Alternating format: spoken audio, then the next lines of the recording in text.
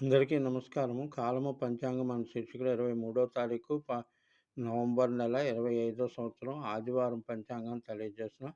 ఈరోజు ఎంతో శుభదినం. సత్యసాయిబాబా వారి శత జయంతి ఉత్సవాలు జరుపుకుంటున్నాము.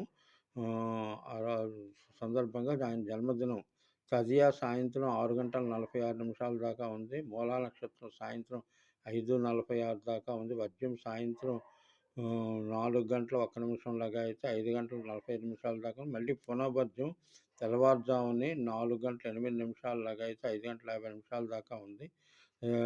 దినసంఖ్య 7 అవ్వడం వల్ల ఆదివారము దినసంఖ్య 7 కలిసి రావడం అనేది సప్తమి సప్తమి ప్రియ అనేటువంటి విష్ణు సహస్రనామ శ్లోకాలను అన్నింటికీ శుభముగానే ఉంటుంది.